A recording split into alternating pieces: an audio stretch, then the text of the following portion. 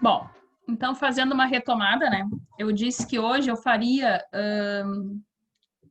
né, um resumo breve aqui no início da aula com respeito a compressores, que foi né, algo que a gente estudou aí ao longo de praticamente 2 aulas, sendo que na última delas, né, era o nosso enfoque maior, que era na sexta, onde estava praticamente impossível a comunicação, né, gente?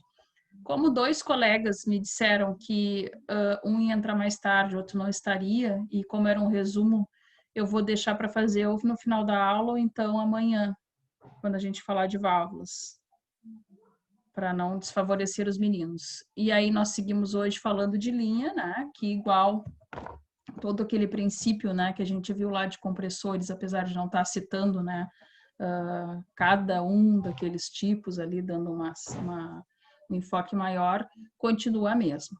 Bom, falávamos na aula passada que uma vez entendendo, né, o sentido dos compressores, que era justamente a captação, a armazenagem e a elevação da pressão, né, porque era exatamente isso, né, que a gente tem como objetivo fazer esta captação aí, né, de ar que é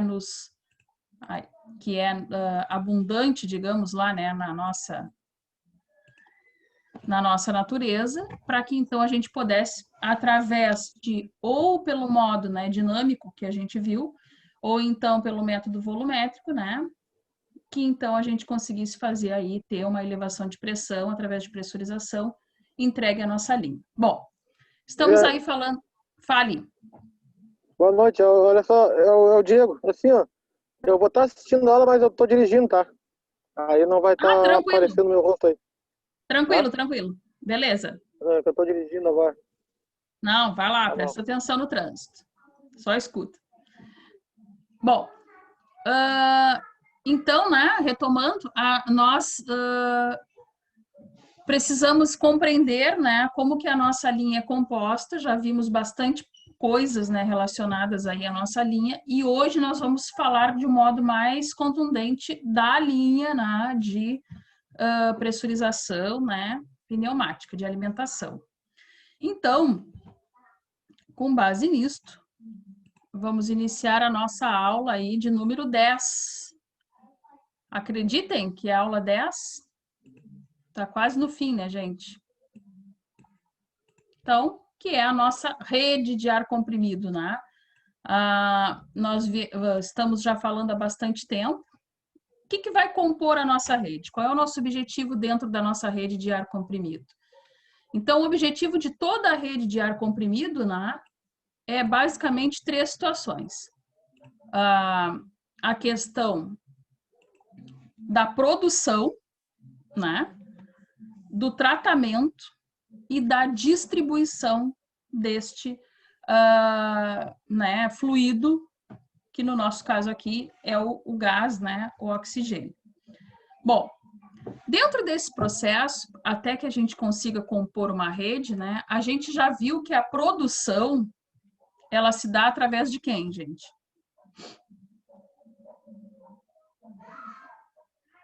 Vamos lá, os meus ajudantes. Pode falar, Marcos, com o microfone aberto. Ele baixou a cabeça, sentia assim que ele não estava afim. A demanda de serviço, né?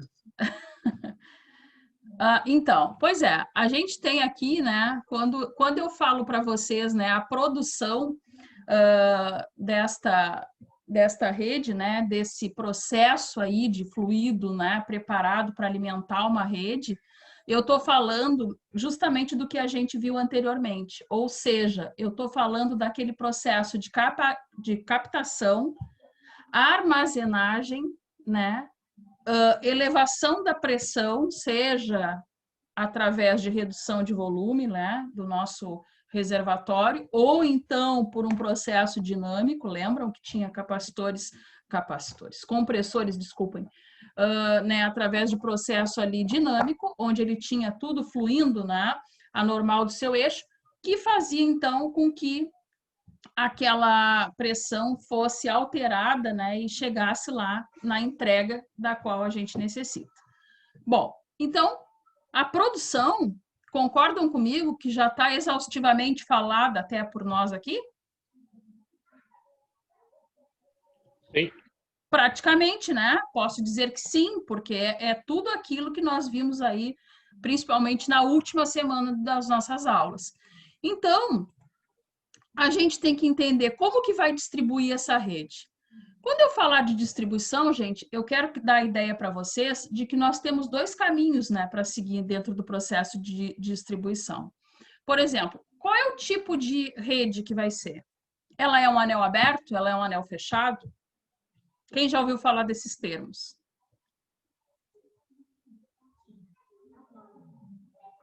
Eu não. Pois é. Lá dentro, né, da nossa indústria, nós vamos poder ter essa possibilidade, tanto para quem vai trabalhar aí com projeto, quanto para quem vai trabalhar com manutenção. Bom, o que nos importa isso? Muito, nos importa e muito. Por quê? Porque dependendo de como é a rede, nós vamos tomar algumas decisões, né? O que eu quero dizer com anel aberto? Uma rede, né, que tem ali todo um processo de distribuição, as ramificações e lá onde a gente alimenta efetivamente, tudo de uma maneira mais direta. Um anel fechado é aquela rede, né, toda interligada. Não remete vocês a processos de pressurização diferente? Sim ou não? Sim. Sim, né? Sim. Sim.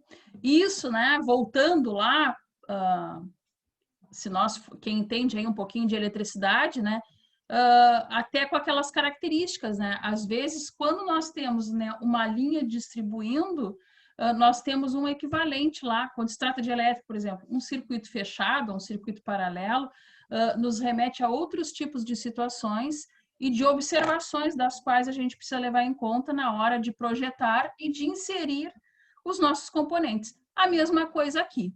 Muda muita coisa? Não, não é que mude muita coisa. Vai mudar as características somente de pressurização e da nossa distribuição em si. Bom, então, quando eu vou falar de distribuição, eu quero que nós todos aqui tenha a ideia exatamente disso, né? Como que eu vou estar levando aquela rede de um ponto da minha fábrica, né, para outros, de que maneira, né? Com que tipo aí de decisão, de tomada de cálculo que a gente vai fazer. E a questão do tratamento. Gente, o que vai ser o tratamento que nós vamos ver aqui hoje? Já falamos brevemente em algumas situações.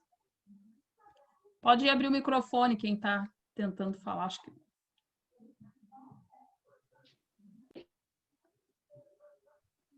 Tirar a umidade do ar, coisa desse tipo. Filtro. Perfeito, perfeito, Fernando. Então, quando nós tratarmos ali, nesses três aspectos que a gente precisa saber da nossa rede, a questão do tratamento é isso que o Fernando falou. Quando a gente vai tratar da rede, significa que a gente vai tirar impurezas. Essas impurezas são água, sujeira, qualquer tipo de poluente que possa deixar o nosso fluido, ar, né, com aspectos negativos, né, com aspectos aí que não são contundentes lá para aquela entrega de pressão que a gente precisa ter no final da linha. Isso vai ser o nosso tratamento. Quem é que vai estar linkado nessa questão do tratamento logo em seguida? Purgador? Exatamente, os nossos purgadores e os nossos filtros, né? Alguns lá conhecem os lubrifil, não é isso? Que a gente tem lá na indústria. Então, isso são equipamentos, né? São elementos, não é equipamentos, mas sim elementos, né? Que agregam ali a nossa rede com a única finalidade de otimizar a nossa linha, né? Para que nós tenhamos a pressão lá de trabalho entregue conforme a nossa necessidade e que esse fluido esteja límpido, né? Completamente purificado para o final da linha. Bom, com base nisso, o que a gente precisa entender como os elementos da rede? Lembrem que eu falava da produção, da distribuição e do tratamento. Então, com isso, eu consigo entender o que eu preciso lá na minha rede. Então, localização da central geradora. O que seria lá? Os nossos compressores, não é isso? Sistema de arrefecimento, sempre que necessário. O dimensionamento da rede, os sistemas de montagem e fixação da rede, O tratamento do ar e a identificação de acordo com as normas. Bom, gente, por que isso tudo, quando a gente está falando aí de projetar uma rede, ou até mesmo de dar manutenção em uma rede, a gente precisa ter aqueles pontos em mente? Em primeiro lugar, a gente sabe, já vimos, né, que uma grande desvantagem da pneumática é justamente a questão ergonômica. Ou seja, muito ruído, não é isso? Lembram? E muitas vezes a nossa central geradora, que nem é o nosso primeiro item ali grifado, né? Que seriam quem? Os nossos compressores. Eles são equipamentos aí muito robustos. Lembram de um daqueles vídeos que nós assistimos? Tínhamos um compressor imenso, não era? A pressão que ele entregava, que era solicitado no fim, né? Ali na descarga dele, era muito grande. Então, ele precisava ser um equipamento aí muito robusto. Às vezes, lá dentro da indústria, nós precisamos aí ou de uma acoplação de vários, não é isso? Naquele vídeo, até o instrutor lá, o rapaz que deu as coordenadas, ele disse que com outro tipo, né, de equipamento, precisaria de 5 para dar a equivalência de que aquele único fazia. Mas, no entanto, nos deixava aí com um equipamento bem robusto dentro de um local. Então, a gente precisa começar a se nortear, né? Locar esta situação, né? Por exemplo, aonde ficará nossos compressores, né? Num local seguro, eficaz para nossa distribuição, não é isso? Porque a gente precisa sair de um ponto, chegar lá no fim de uma linha, né? E ter aí a pressão solicitada de modo constante, né? Regular, e que ela cumpra a sua função. Então, a primeira coisa é saber onde vai ficar aí aquela fonte da nossa energia, né, de alimentação, que neste caso aí é uma rede pneumática, né, uma geração de pressão aí, que então vai ser capaz de alimentar a nossa fábrica como um todo. Bom, sistemas e montagem de fixação da rede, o que seria? Como é que vai ser essa rede? Como é que vai ser posicionada essa tubulação? De que modo ela vem? Vem por que setor? Né? Ela vai ser aquilo que eu disse para vocês, ela é um anel fechado, ela é um anel aberto, ela tem uma alimentação e as ramificadas saem dela. De que modo isso vai ser acoplado, né? Vai ser sobreposto, vai ser anexado, enfim, preso, né? Em quê?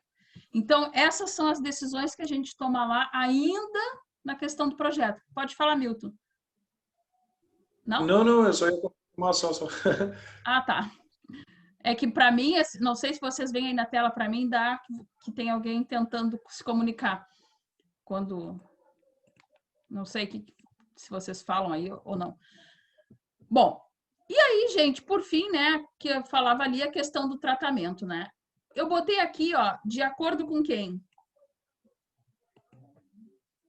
Com as normas, né? Quais normas? Aquelas que a gente apontou algumas, né, delas lá no início, no primeiro dia da disciplina, não é isso? Que tem lá no slide que eu vou mandar aí no final para vocês. Lá tem algumas coisas, né, que nos remetem ao que nós precisamos nos nortear.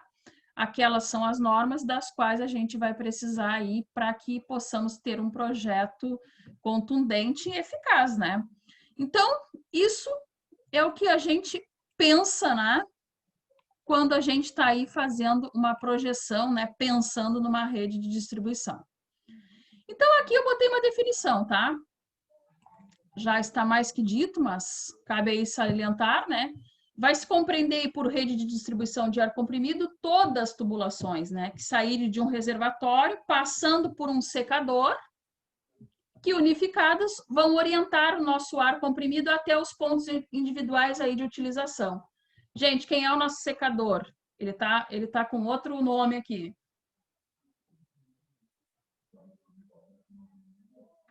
O filtro?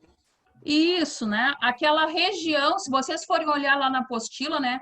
A gente tem ali os compressores, a gente tem a tubulação saindo, indo para um secador, tem um processo de filtragem ali. Então, para esse local, para que então a gente possa ter o ar comprimido, né?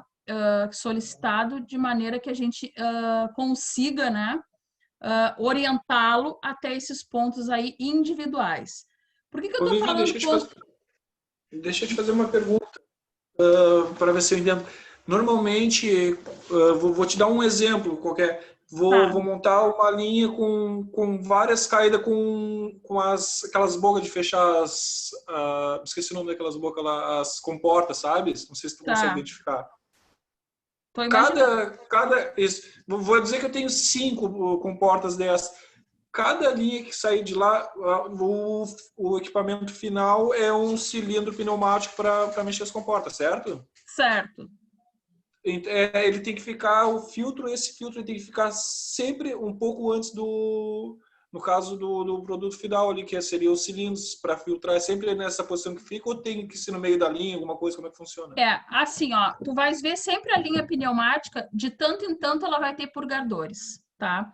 Até porque, por exemplo, ela sai do compressor, esses filtros, esses purgadores, enfim, eles nunca vão ficar antes, tu concorda? Vai ser sempre depois, não é isso?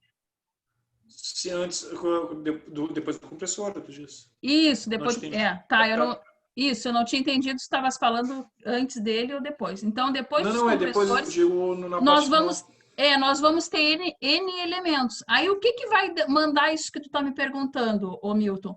É o tipo de linha, aquilo que eu falava. Como que ela é?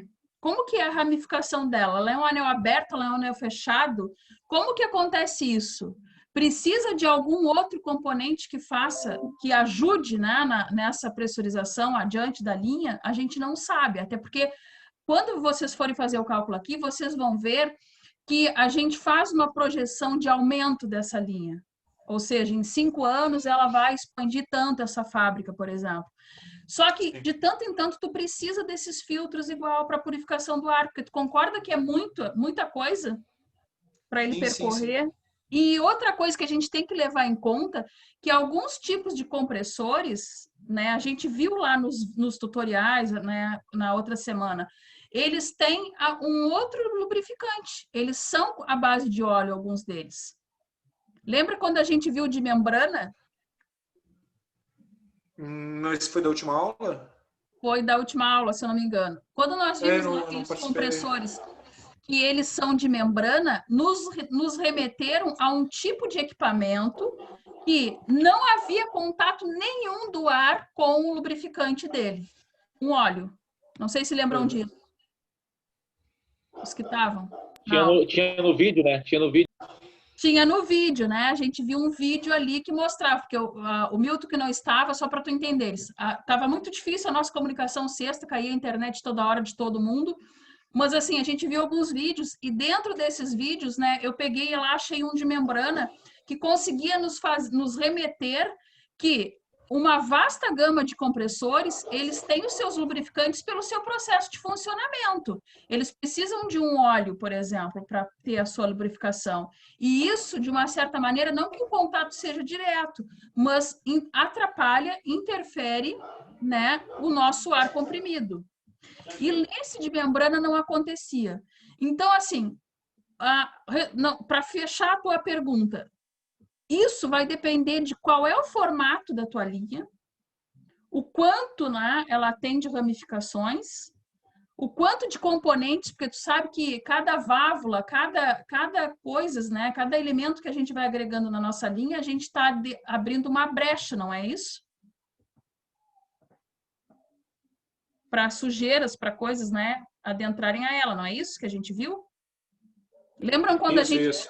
É isso, né? Até nós vimos a prova disso foi quando a gente estudou o experimento de Pascal, né? De Steven. Lembram que quando tinha um escape de ar, dava qualquer coisa na pressão de contaminação ali? O que é esse escape de ar? Pode ser um escape de ar dentro de uma linha pneumática? Cada válvula que tu vais ter lá, porque tu sabe que elas têm para N funções, não é isso? Isso, né? Então, cada elemento que nós termos lá na nossa linha, nós vamos ter perdas. E quando há perdas, obviamente, há despressurização, né? Não muita, mas é levada em conta. Tu vais ver até quando nós formos fazer o cálculo, que lá a gente calcula a linha como se ela fosse perfeita. E depois a gente pega cada componente desse, que nem eu falei, válvula, cotovelo, joelhos, cada componentes desse que formam a linha, eles nos dão um equivalente de perda, que tem que ser levado em conta, para que então a gente veja se aquele dimensional de projeto confere com o que realmente é a característica dele quando serem colocados esses outros equipamentos. Não sei se te respondi.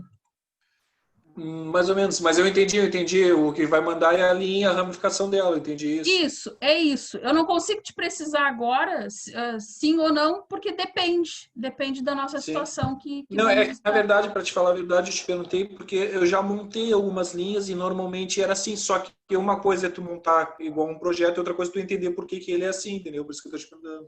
Isso, e tu vais ver, inclusive isso que o Milton falou agora, gente, quando nós formos calcular a linha, é exatamente o que eu falei para vocês. Nós temos um projeto, tá? E nós temos uma verificação de cálculo. Eu não sei se vocês lembram lá na escola, quando se faz, não sei se alguém estudou, né? Alguma coisa de elétrica, Senai, né? Normalmente a gente projeta e faz a verificação disso para ver se realmente vai funcionar. E a mesma coisa é aqui. Então, assim, ó, a gente pensa o projeto de um jeito e, na verdade, às vezes, lá não acontece. Por que que parece bobo o que eu grifei aqui para vocês, acho que no primeiro slide? Deixa eu ver uma coisa. A questão, deixa eu ver, a questão da montagem da rede. Eu grifei isso aqui, parece muito simplista, né? Como que eu vou montar a rede? Mas por que que isso é importante? Porque eu tenho por norma, eu tenho até uma inclinação. Não se esqueçam que apesar de o ar estar pressurizado e ter componentes, né, dentro da linha que ajudam a fazer esse fluido percorrer, a gente leva em conta inclinação, por exemplo. Então, como que eu prendi a minha linha? Como que ela está fixada?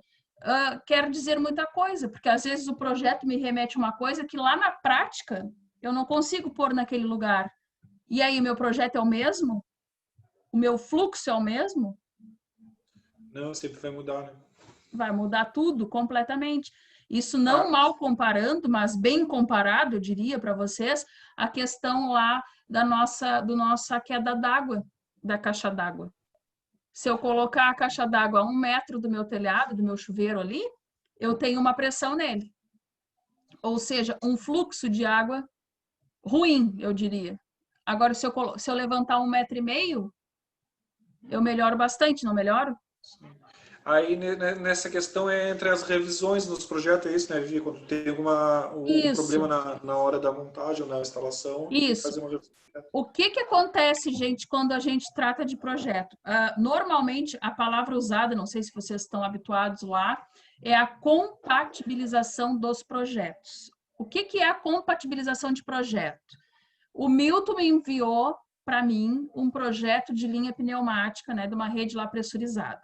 Ele me disse que eu vou montar pela lateral esquerda, né?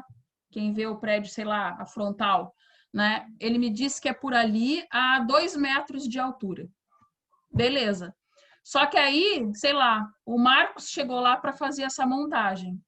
E ele vê que a 2 metros de altura passa outra, sei lá, passa outra linha qualquer, não tem como. Então, o que se chama compatibilização? É alguém dizer para o Milton tudo que tem de instalações envolvendo aquela região, aquele trajeto que ele pensou. Aí essas pessoas vão fazer,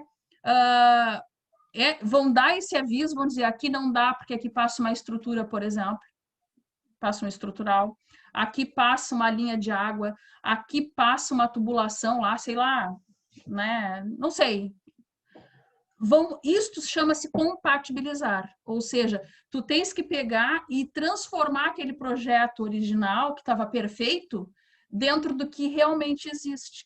Porque vocês sabem que, principalmente nessas fábricas mais antigas, né? É muito difícil a coisa fechar certinho o que o projetista pensou, não é verdade? Porque quanta coisa acontece. Até nas novas sempre é difícil, sempre ser assim, nunca mudar, é muito difícil. Gente, eu trabalhei naquele shopping no Praça, Rio Grande, olha que foi feito do chão, né? Como se diz, né? Foi feito lá das fundações até o telhado. Não, nunca eu vi e digo para você sem medo de estar falando besteira. Não executamos nenhum projeto sem compatibilização. Ou seja, todos vieram e tinha furo.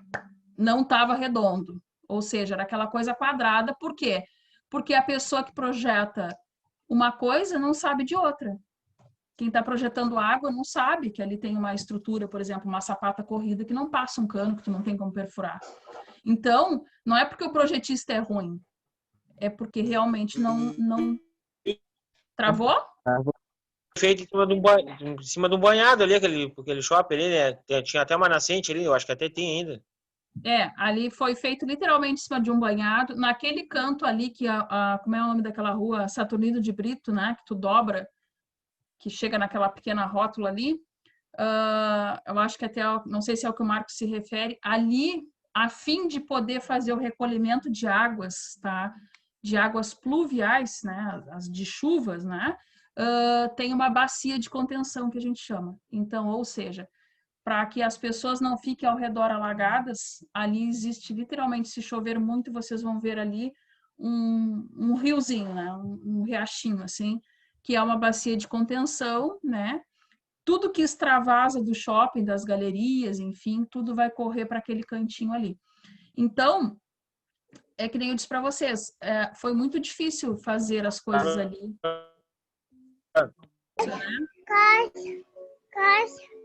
Vai, Vivi, tá com a internet? Tá bem ruim. Gente, voltou. Vamos prosseguir aqui. Bom, então, isso que eu falava aqui para vocês, né? Por que é importante, parece bobo, né, colocar isso, mas é importante pela questão que a gente falou. Então, qual seria a nossa função da nossa rede, né? Funcionar como um reservatório para atender as exigências do local, ou seja, quem é que eu quero alimentar, não é isso? Comunicar a fonte, né, com os equipamentos consumidores. Quem é a nossa fonte, gente? Só frisando. Compressor. Os nossos compressores, né? Ou seja, um banco de compressores, ou então apenas um, enfim, o que nos tiver lá como alimentador da nossa rede. Bom, prosseguindo aqui, os princípios, então, fundamentais aí da nossa rede, né? Que a gente tem que levar em conta. A eficiência, a segurança, né? E a economia. Então, a eficiência dele, né? Tá bem anotado ali. O que é uma linha eficiente? É aquela que tem uma pressão lá, se eu preciso de, sei lá, 10 bar no final da linha, supondo. Ela vai me entregar esses 10 bar, né? Não terá perdas e não terá aquelas quedas bruscas, né, de pressão. Eu quero queda brusca de pressão? Não, né? Eu quero o mais uniforme possível. Voltando lá para nosso exemplo que nós temos aí no nosso cotidiano, que é a nossa rede elétrica, por exemplo. Eu quero que a minha tomada lá me entregue 215 volts? Não vou ter eficiência do meu equipamento. Mas eu também não quero que ela me entregue 230, por exemplo, 225. Eu quero que ela me entregue os 220. Por quê? Porque mais poderia agredir o meu equipamento. Então, a eficiência da linha pneumática, não mal comparando, é o mesmo que da linha de eletricidade. A minha corrente tem que estar uniforme, tem que entregar o que eu preciso. A mesma coisa aqui. A minha pressão tem que ser aí constante, o mais possível, né? E uniforme. Então, a questão da segurança também, né? Apresentar o mínimo de vazamento. Porque não se esqueçam, né? Eu acho que a gente até já comentou aqui, uma linha de algo pressurizado, ele tem um poder aí de uma arma, não é isso? Sim ou não? Então, vazamentos de ar, purgadores nos locais errados, que não fazem aquela filtragem. Eu quero óleo no meu ar? Não. Não só por uma segurança do meu equipamento que eu estou alimentando, mas também por uma questão aí de meio ambiente, não é isso? Então, isso tudo tem que ser filtrado, tem que ser bem... Isso tudo faz parte da segurança. Não é só a segurança do uso, mas sim a segurança também aí, né, ambiental, né, e do usuário. Então, isso seria essa questão aí do que a gente precisa. E a economia, né? Ou seja, uma boa capacidade de separação do condensado em todo o sistema. Isso seria uma linha econômica. A gente já viu antes que normalmente a implantação de uma linha aí de pneumática é cara, mas o retorno é rápido. Mas quem é que vai dizer se o retorno lá do dono da fábrica vai ser rápido ou não? Somos nós que projetamos. Então, levar algumas coisas em conta é responsabilidade nossa, né, dos técnicos, né, e até mesmo não só se projetamos, mas também se estamos fazendo manutenção. Vai caber a vocês dizer se o engenheiro lá se equivocou. Que engenheiro não erra, tá, gente? Ele só se engana de vez em quando. Concordam, né? Com certeza, com certeza. Às vezes dá um, né? Às vezes eles rateiam um pouco. Então, impossível. Então, a gente tem que ter essas noções aí, brincadeiras à parte, né? A gente não pode lá ter pensamentos equivocados lá com respeito à linha. Ela tem que continuar econômica, né, ao longo do processo. Bom, dentro aí do nosso layout, o que a gente pode pensar como layout? É a distribuição, né, o posicionamento aí dos equipamentos, das tomadas, né, que receberão essa alimentação. Deverá estar definido para que seja possível a confecção dos projetos e desenhos.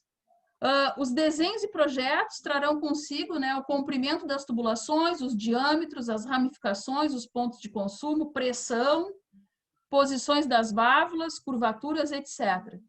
Gente, voltando. Isso é que nem a gente construir uma casa. Estou trazendo o exemplo civil porque é uma coisa mais cotidiana nossa. Vocês vão executar uma casa. Hoje em dia, ninguém mais vive com aqueles móveis, né? Todo mundo quer algo mais projetado, mais clean, mais eficiente, não é isso? Primeira coisa que vocês fariam, né? Se vocês me chamam lá para fazer a casa de vocês. Ó, aqui é a sala. Eu vou pôr a TV num painel. Eu preciso de um ponto aqui de tomada, que é um ponto de antena. Exatamente vão dar lá o eixo, não é isso? Eu preciso aqui ligar, sei lá, um home theater, eu preciso aqui da câmera de vigilância, então tem que ter um ponto de tomada, naquela outra parede eu preciso de um ponto de ar-condicionado. Isso vem antes ou vem depois do projeto?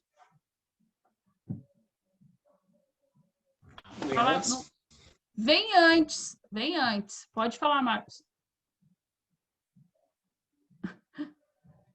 Tá, teu microfone. Vem antes, gente. Então, assim, ó, se vocês estão lá pensando em projetar uma linha qualquer, não tô nem falando de pneumático, seja o que for, vem antes. Eu preciso chegar lá e dizer, Antônio, o que precisa aqui?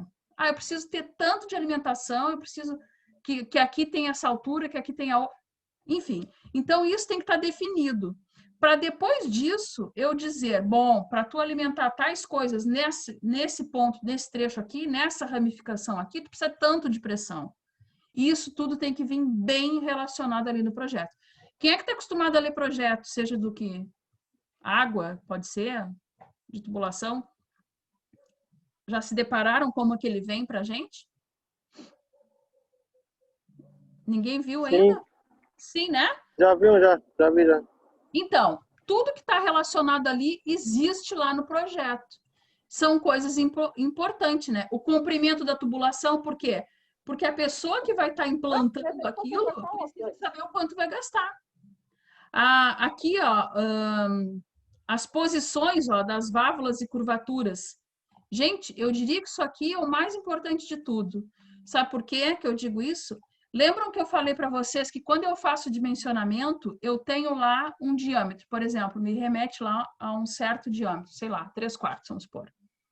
Daqui a pouco, eu vejo que com a minha curvatura, né, com a quantidade de perda de carga que eu vou ter em cada coisa, em cada conexão dessa, o meu diâmetro se torna, sei lá, aquém da necessidade. Então, essas coisas têm que estar bem posicionadas. Eu preciso entregar para a pessoa aquele projeto e deixar claro para ela que na hora dela executar, caso ela não possa executar naquele trecho, lembra do exemplo que nós estávamos falando antes ali com o Milton? Naquele trecho ali, não vai dar, onde eu pensei. Isso precisa ser compatibilizado e precisa ser revisto para ver se não precisa aumentar o diâmetro da tubulação. Isso a gente já faz previamente, né, no projeto. Então, essas coisas precisam ser estarem muito bem elencadas, porque elas vão ser lá fundamentais para um funcionamento da nossa linha. Bom, através dos projetos, pode-se, então, definir, né, o melhor percurso da tubulação, acarretando menor perda, né, de carga e proporcionando aí economia. Gente, o layout, eu chamaria, né, não aqui na parte mecânica, né, mas lá na parte civil, o layout, ele é um pré-projeto, ele é um escopo praticamente, né? É onde, assim, eu tenho a ideia de que vai ser, mas pode não ser. Então, aqui a mesma coisa, né? Primeiro de tudo, a gente vai ter aquelas pontos ali onde eu suponho que eu vou precisar. Depois vai ser feita uma conferência daquilo, se é possível ou não, para que então se parta para um projeto aí, né, executivo, que a gente chama. Eu não mencionei aqui para não ficar, né, que é uma coisa mais ou menos aí óbvio para vocês, né? Então, nós estamos aqui tratando do norte, né, dando um norte para nossa linha. Bom, saímos lá da parte layout, né? Eu preciso implantar a minha rede de distribuição. Como é que eu vou fazer isso? Definir por quais pontos ou área de trabalho da empresa deve passar a rede. Definir se a rede é um circuito aberto ou um circuito fechado. Esse circuito aberto e fechado, o que que é? Que eu falei há pouco para vocês. É os meus anéis, né? Algumas bibliografias aí vocês vão ver ela como um anel fechado, né? Como um anel aberto, vão se remeter a isso. Aqui, ó, novamente, por quais pontos, né? Vai passar? Eu quero linha pneumática perto de escritório? Não. Nunca, jamais. Não quero. Eu quero linha pneumática perto de ambulatório de empresa? Não. De refeitório? Não. Eu vou ter só ramificações se caso eu precise. Mas a rede geradora disso, aonde vai ficar meus compressores, nunca é. Então, lá na bibliografia, eu acho que tem na apostila ali, não me lembro bem, mas eu acho que sim, lá mostra, né, ali mais ou menos uma implantação, né, remetendo a um ponto mais distante, mais isolado da fábrica. E aí, depois, sim, não estou querendo dizer que eu não precise de algo, né, de uma entrega lá de ar comprimido dentro do setor do escritório. Eu não estou falando isso. Eu estou falando a minha central geradora, que é o meu maior inconveniente aí, né, por uma questão ergonômica, principalmente do ruído. Ó, tem uma pessoa entrando. Tá. Então, prosseguindo, né? Falamos aí dos anéis aberto e fechado. Então, o que seria lá o anel aberto? Quando não há nenhuma interligação de rede. Esse tipo facilita a separação do condensado, pois ela é montada com certa inclinação na direção do fluxo, permitindo o escoamento para um ponto de drenagem. Ou seja, eu falei para vocês que a nossa linha, ela precisa, né, de uma certa curvatura.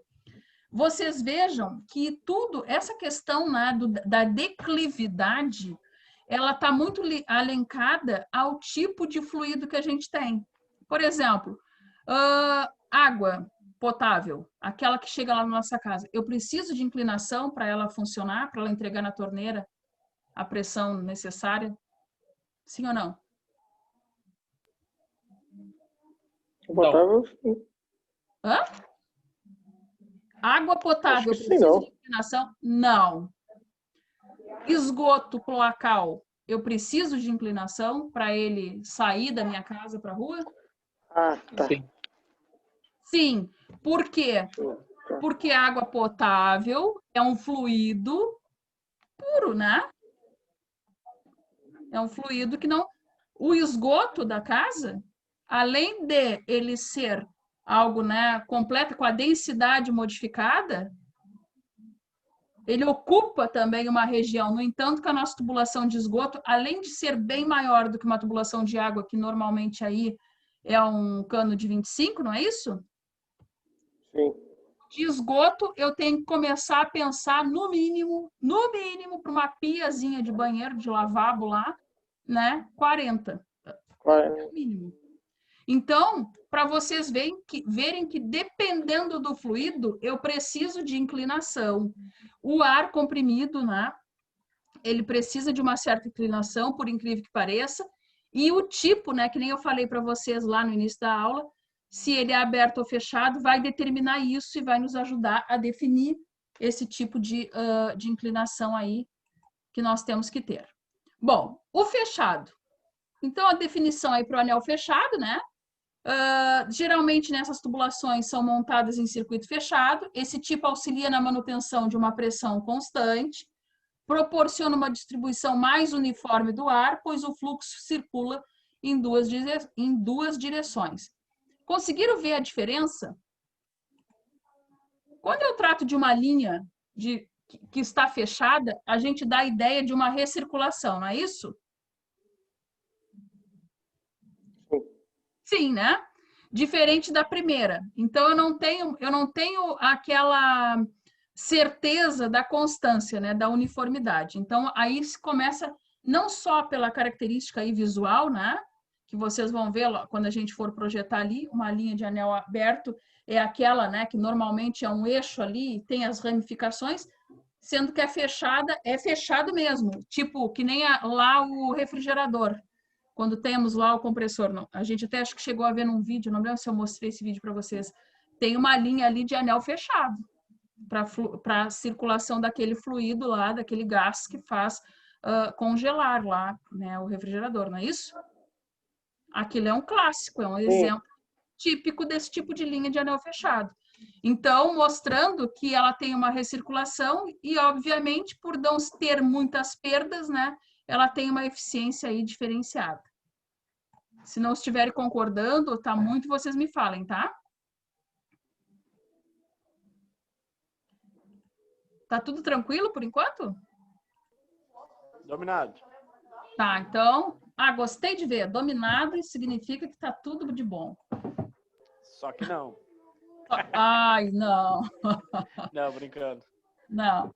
Então tá. Então aí, ó, ainda sobre a nossa montagem, né, da distribuição da nossa rede. Coloquei aqui, fixação da tubulação principal. Quem é a nossa tubulação principal? É a nossa linha tronco, que a gente fala aqui. Gente, o que significa ser algo aí, ser a linha tronco? É que distribui as outras linhas, né? Isso. É aquele cara que está ali detendo, né, a maior concentração e tem o poder de distribuição. Vou dar um exemplo grosseiro aqui para vocês, posso? Adoro, né, esse exemplo grosseiro. Avenida Presidente Vargas, em Rio Grande. Eu posso dizer que ela é uma linha tronco?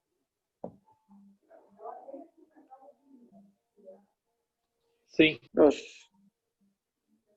Devo dizer. Por que eu digo isso? Porque se eu for estudar lá a parte de distribuição de trânsito, né, que existe uma norma para isso, toda a avenida, né, toda a rua, vamos pensar assim, né, o trajeto que interliga outras coletoras, né, ela é aí uma arterial que a gente chama, né? Lá tem outro nome. Aqui é tronco. Ou seja, quer dizer que, por exemplo, a Avenida Presidente Vargas, vejam bem, ela consegue nos entregar, né, lá na Santos Dumont, que vai nos remeter à BR logo em seguida, não é isso? Ela nos leva ao centro da cidade e ela nos distribui para alguns bairros. Então, ela é uma avenida arterial, ela é uma tronco. A mesma coisa aqui na nossa linha pneumática. Então, quando a gente tratar de linha tronco, a gente pensa, sei lá, numa BR-392, distribuindo aí para as vilas, para dentro da cidade, a gente pensa em algo assim, que tem o poder de concentração maior e ali começa a ramificar, distribuir as pessoas. Então, eu falei que o exemplo era grosseiro, né? E realmente foi, mas enfim, acho que era mais fácil aí da gente se achar. Foi colocado aqui, tá? Lá na apostila também tem. Normalmente essas redes aí de distribuição, elas são aéreas, fixadas aí em vigas, forros, paredes, enfim, por meio de tirantes, pendurais, cantoneiras. Tá? Isso aqui tudo tá comum para vocês, né? Sim. Sim, né? Tranquilo. Os tirantes, o que é os tirantes lá? Só para não passar. Não sei se tem alguém que não é da indústria. Então, elas podem ser fixadas lá, tirantes mesmo, aquelas tipo corrente, não é isso? É isso. É o nome. Tem uns outros tipos lá de cantoneira, né? Que normalmente, quando querem deixar mais bonitinho, até esconde, né? Tem umas tipo calhas, né? Também pode ser colocado. Normalmente aéreo. Mas o fato de ter sido escrito aqui normalmente não quer dizer que seja sempre, né? Deseja-se que seja aéreo, mas lembra que a gente já falou que às vezes não é possível, né? Vejam que até fala em vigas aqui, né? Daqui a pouco, dependendo da altura disso, a gente não consegue ter aí uma perfuração, por exemplo, algo, sei lá, que se distribua aí sem mexer na angulatura, né? Na inclinação da linha. Então, normalmente, preferencialmente que seja aéreo, mas não quer dizer que vai ser. Bom, aqui, ó, falando o que eu já comentava para vocês, até mesmo da questão dessa declividade que tem que haver na linha. Como é que vai se compor essa rede? Ela vai ter uma tubulação secundária, né? Deve possuir uma determinada inclinação no sentido do fluxo. Até aqui, óbvio, né, gente? Vai ter que ser sempre, né, a favor aí da correnteza, como diz o outro, né? Facilitando o recolhimento de condensações. Oi? Esse grau na linha é para ajudar a tirar a umidade em algum dreno? Isso. É essa a finalidade ou nada a ver? Eu falei para vocês, talvez tenha ficado até meio que eu acho que foi a dúvida do Antônio agora. Eu dei o exemplo para vocês lá de comparando a rede de água, né? Que não precisa de inclinação, e lá a rede coletora de esgoto, por exemplo, que precisa, devido ao fluido ser algo pastoso, ser algo com densidade, né? Com característica diferente. Aqui na questão do ar, ele falou uma coisa muito certa que eu não havia dito. A nossa inclinação, nós temos uma linha pressurizada, pensando, né, friamente. A gente tem uma linha que, com tudo que ela tem de componente ali, ela vai nos entregar lá adiante, não é isso? A pressão que a gente precisa, os nossos elementos. Então, isso facilita, essa inclinação facilita a remoção de sujeira, gente. Não quer dizer que o ar não fosse capaz de chegar lá adiante. Eu acho que foi essa a tua dúvida, né, Antônio? Pelo que eu tinha dado de exemplo antes, né? Parece que não tinha condições dele chegar lá no final sem estar com uma angulatura. Isso não é uma verdade, tá, gente? Se ficou alguém... Ele chega, mas a umidade vai ficando na linha, né? Então, de repente, esse grau facilita. Isso, porque o que acontece? Se nós deixarmos o ar muito poluído e a linha, né, muito sem nada, né, de inclinação, o que vai acontecer? Vocês sabem que a umidade traz peso, né? Não é isso? Sim. Vocês vejam que até no carro, né, a gente vê que aquele ar que a gente está ali só na troca da respiração, fica às vezes tudo embaçado, né? O que é aquilo? Concentração de umidade que se apega lá no ar, não é isso que a gente vê lá na escola, na física? Né? Então, o que o Antônio sabiamente aí se deu conta? Que eu falei, podia ter ficado que o ar não teria capacidade. Não é que ele não tenha capacidade. Existem elementos capazes de levar ele lá para frente. Porém, com alta concentração de umidade, o que acontece com as partículas? Elas tendem a ficar mais baixas, não é isso? Mais agregadas, não é isso? Mais impuras. Qualquer impureza mexe na densidade, por consequência, mexe em que mais? Na viscosidade, lembram? Que era aquele capaz... Isso, que era aquela função capaz de dar aí um sentido de escoamento. Então, não sei se respondi para todos e se ficou bem entendido. Acho que o Antônio entendeu, né? Certo, né? Então, assim, Não é que o ar não fosse capaz, porque a gente tem aí muito subterfúgio capaz de entregar ele lá. É por isso, pela sacada que o nosso colega ali comentou. Pela a questão inúmeras ali de impurezas que fica, que vai mexer com aquelas características morfológicas dele. Então, tá aqui até, né? Vai precisar dessa certa inclinação aí, né?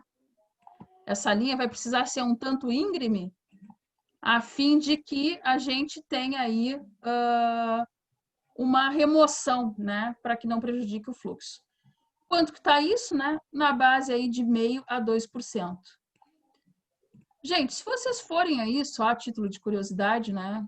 Ver qualquer outro tipo de tubulação, né? Até mesmo essas aí que a gente vê para escoamento pluvial aí da prefeitura, não sei se alguém se liga às vezes quando tem obra, né? Normalmente aí as nossas angulaturas, aí inclinações, né, de qualquer tubulação fica na casa de 2%, desculpem. O que significa esses 2%? Como é que eu sei que ficou do 2%? comprimento total? Isso significa que a cada metro baixou quantos centímetros?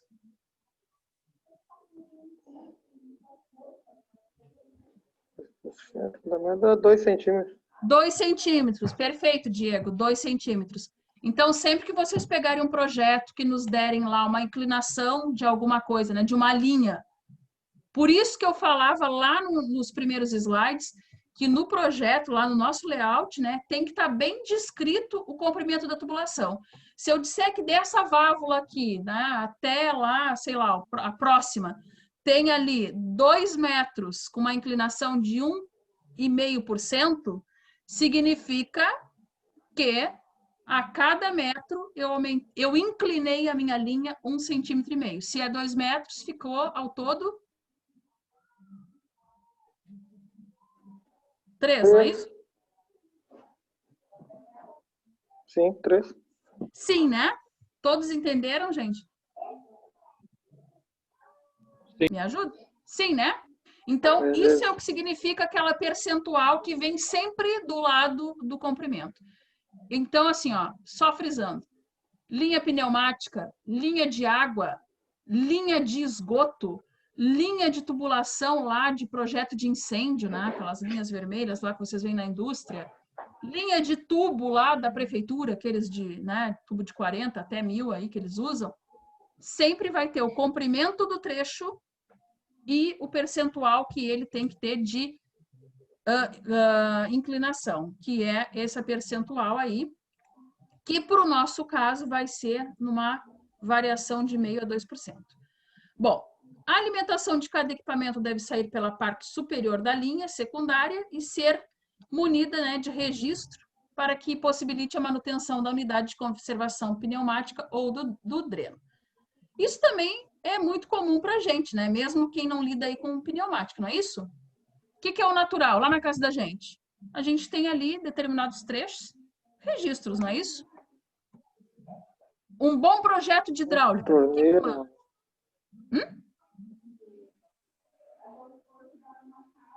Um bom projeto de hidráulica, né? Um bom projetista de hidráulica vai lá fazer a casa, sei lá, né? Do Antônio, vamos supor. Né? Tá indo lá, ele vai entrar com a linha de alimentação, que vai sair lá do relógio. Quando ele entra dentro da casa, ele vai deixar um registro. Quando ele chega com aquela linha, né, alimentando a cozinha, ele vai deixar outro registro. E depois, sei lá, para os banheiros, enfim. Ou seja, eu vou ter uma linha tronco, isso é um bom projeto, seguindo o mesmo raciocínio aqui da pneumática. Né? Uma linha tronco, vou ter as ramificações e cada uma delas com seu próprio registro. Ou seja, a mesma coisa lá na rede elétrica, não é isso? Normalmente a gente separa as tomadas da iluminação, não é isso? Do chuveiro, outra para cada ar-condicionado. Por quê? Porque se estragou o ar-condicionado do meu quarto, eu não deixei a sala sem o ar-condicionado, não é isso? Se estragou um cano lá no banheiro, no lavabo, o banheiro da suíte está funcionando, ou da cozinha está tudo funcionando, o encanamento. Então, isso é um bom projeto. A mesma coisa aqui, né? Trazendo para o nosso caso. cada unidade vai ter que ter o seu próprio modo, né, de conserto. Eu não posso parar uma fábrica toda. Posso? Não. Não, senão vou ser demitida, né, se eu faço um projeto desse. Então, levar em conta isso. Então, ainda dentro, né, dessa composição, a unidade de conservação pneumática ela vai ter por função, né, filtrar, lubrificar o ar, além de possibilitar a regulagem da pressão de alimentação necessária aí ao funcionamento do automatismo. Com as variações de temperatura ao longo do ano, que age na tubulação da rede, o ar nela circulante sofre aí o efeito de condensação. Para evitar danos aos automatismos, recomenda-se o uso de purgadores, que nós já estamos, né, falando já há um certo tempo aqui, instalados ao final das linhas verticais. Então, voltando lá na pergunta do Milton, te lembra, Milton? Sim? Lembrou?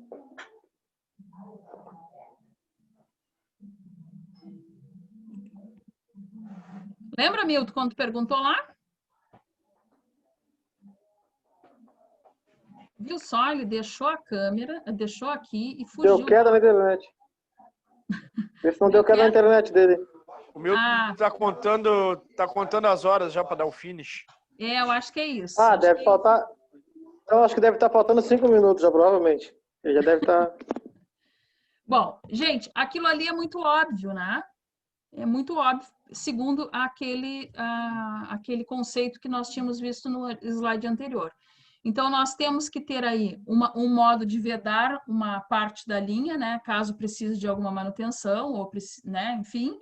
E também, em função disso, de nós termos ali uma parte de filtragem, né? Para fazer essa purificação, porque aquilo passa, no momento que nós temos ali, ser um ponto frágil da linha, que nem nós falávamos lá, até daqueles que eu comentei há pouco com vocês, daqueles vídeos lá que a gente viu sobre os experimentos lá de Pascal, Steven, né? Todo ponto ali que tinha qualquer escape, ele estava sujeito, né, a um processo ali de influência na pressão. A mesma coisa aqui.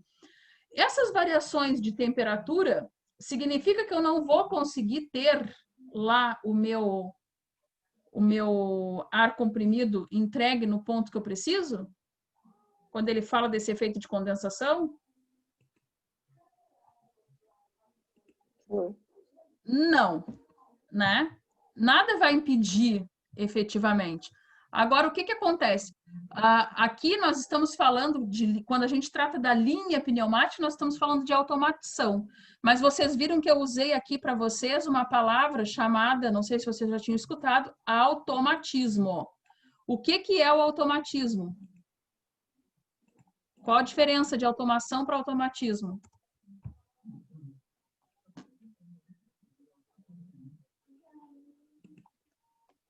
Aceito chutes? Então, a automação é o meu contexto, né? É o meu todo. O meu automatismo é aquele elemento no final de cada linha da qual eu estou alimentando, não é isso? Sim ou não?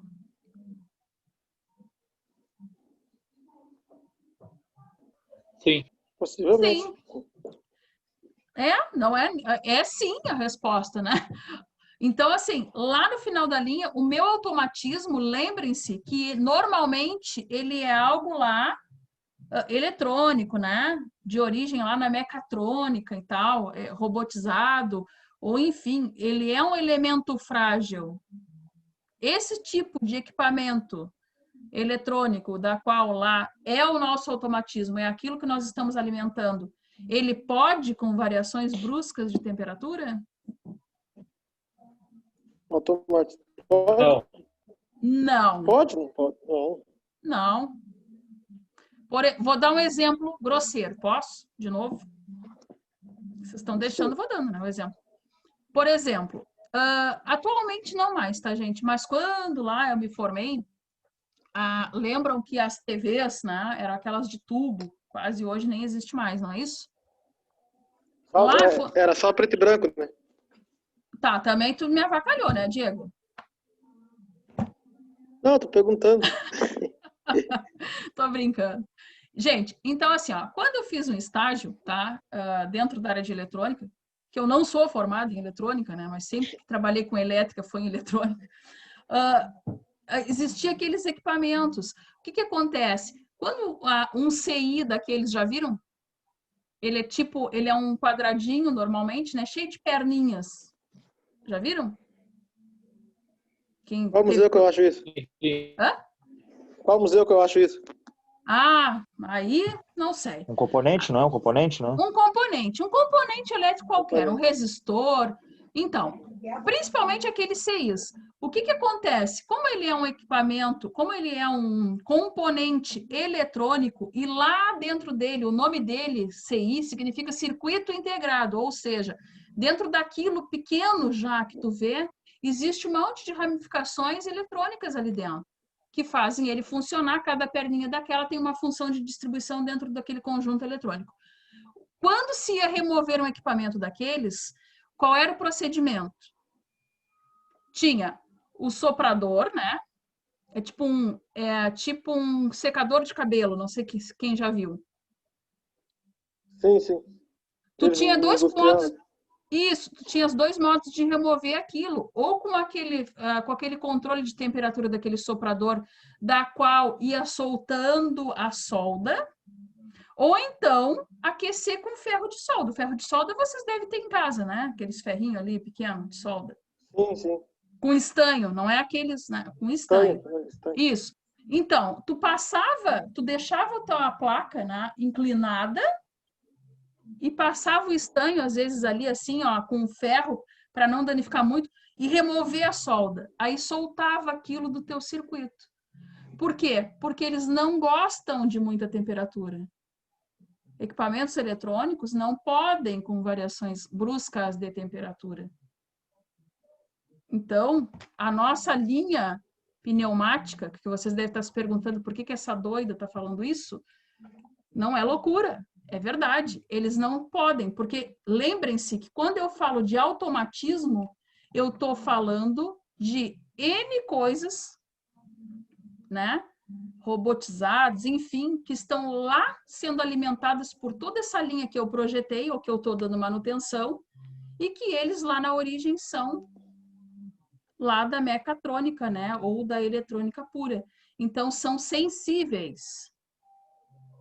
Uma vez sendo sensíveis, eu realmente preciso, né, cuidar com a questão de ar, de umidade, não é isso? Não posso ter nada de umidade, né, lá neles, nem sujeira.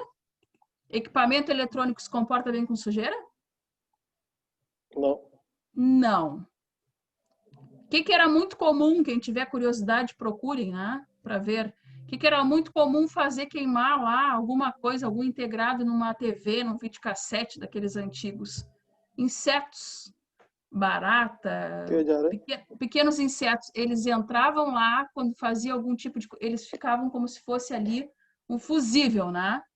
Danificando algum componente que não... Por quê? Porque não se comporta bem. Ou então poeira. Às vezes, né, nas manutenções, precisa ser removido lá a poeira. Ela fica ali, abafa, começa a concentrar a umidade uma vez. Então, sujeira, poeira, não combina com esse tipo de equipamento, que é a nossa fonte, né? Nossa fonte não, a nossa alimentação lá. É o que nós queremos alimentar com essa fonte toda que a gente está projetando aqui. Bom, aqui, né, composição da rede. Aí eu botei aqui, né, com o boletim da NB 5480 da ABNT, as redes pneumáticas devem ser pintadas de azul. Por quê? Ah, não ficou bem esse azul aqui. Por que, gente, que tem que ser pintada de azul? Pelas especificações das normas brasileiras, o ar é azul, sempre. Ar comprimido. Isso. Então, tá, se nós formos lá, tá, mas por quê? Isso é uma convenção, né, gente? A gente não tem, por quê? Não existe lá, né? Existe que foi convencionado, assim como uma linha de incêndio, por exemplo, é vermelha. tu vai entender que aquilo ali passa uma rede de incêndio. É uma rede de PPCI. Então, tudo que for vermelho dentro de uma fábrica significa que eu vou usar como proteção lá contra fogo, enfim. A mesma coisa que nem o Isaac falou. É uma convenção, segundo essas normas, tudo que nós vermos dentro de uma fábrica pintado de azul, naquele tom, né, que tem ali nas normativas, significa que é uma linha pneumática. Beleza? Beleza. Beleza. Dependendo da fábrica, se for bem atualizada, o ar comprimido é adesivado e com sentido do fluxo também, já apontando. E isso ajuda também já, né? Ajuda bastante quem vai dar manutenção, né?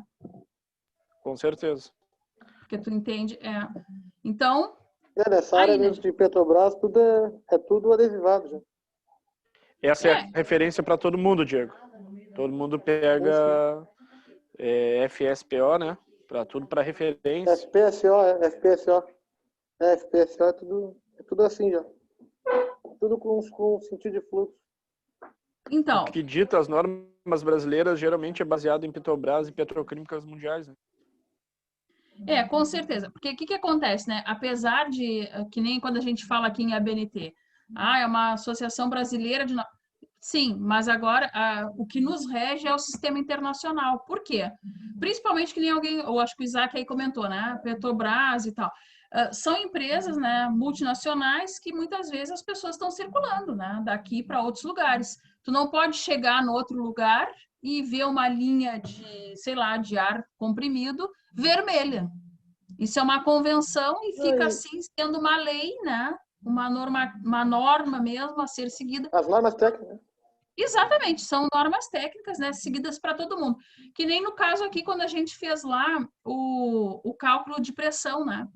A gente tinha lá uma unidade no sistema internacional e uma grandeza, né, dela, uma grandeza escalar dela aqui, né? Então, lá no sistema internacional, a gente não fala em Newton por centímetro ou metro quadrado, não é isso?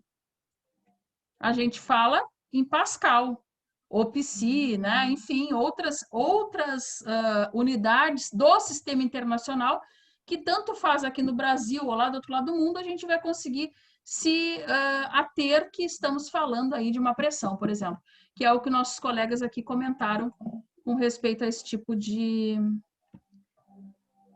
caracterização ali da nossa linha. Posso ir adiante? Adiante. Já estou indo. Vocês viram? Bom, então aqui, gente, eu acho que até eu vou seguir para falar de filtro. Deixa eu ver uma coisa.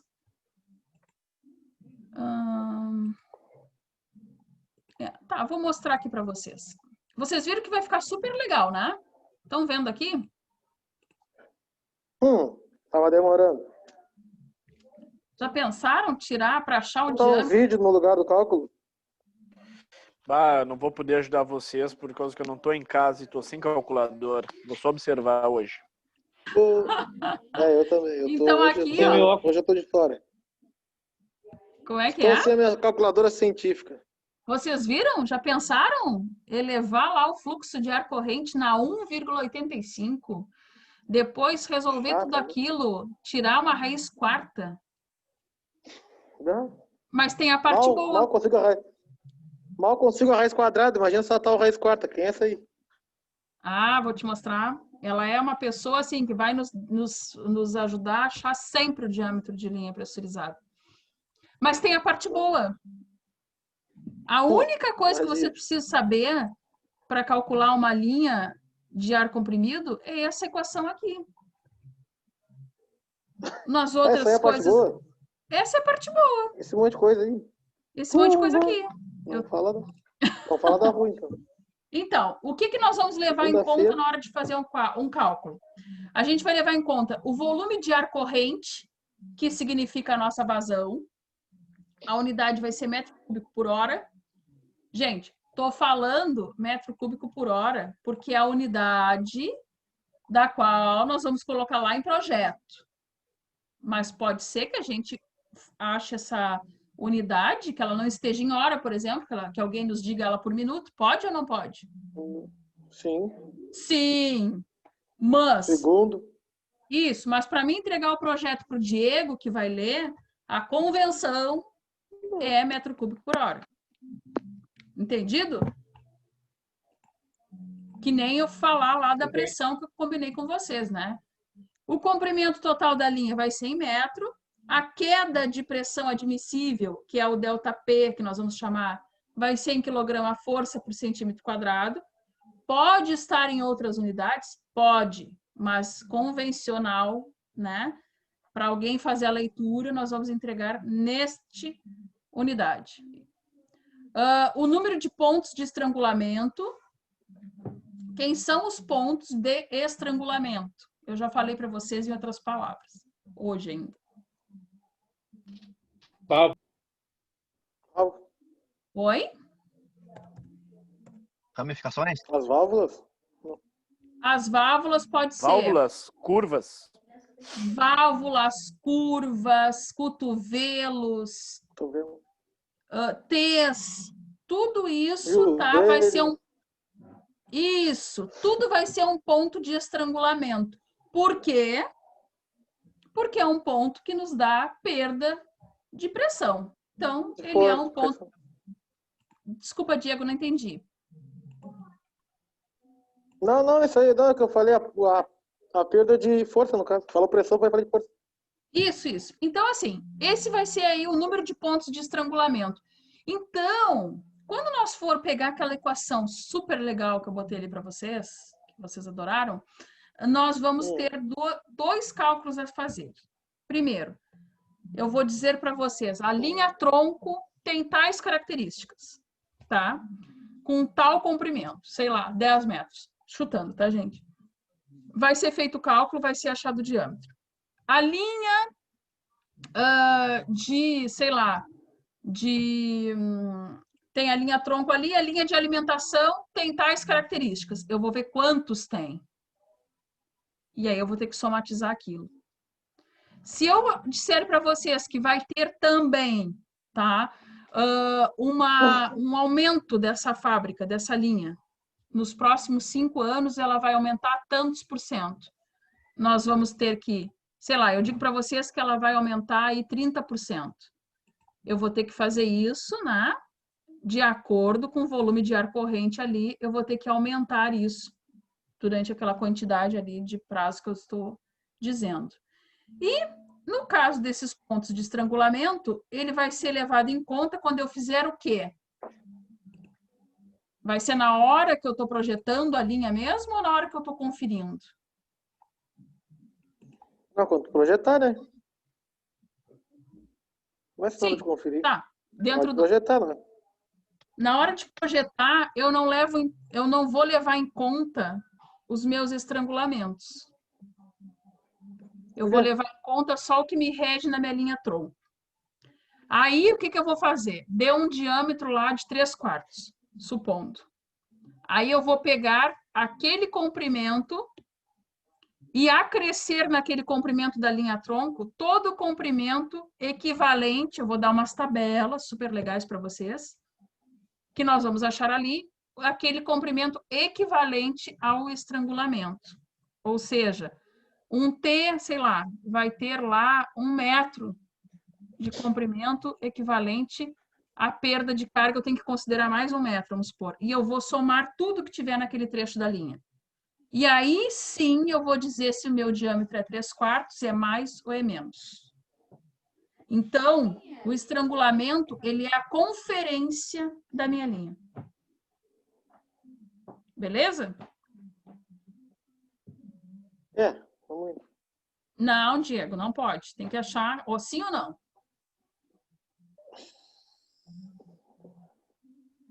E se eu te provar na próxima aula fazendo cálculo?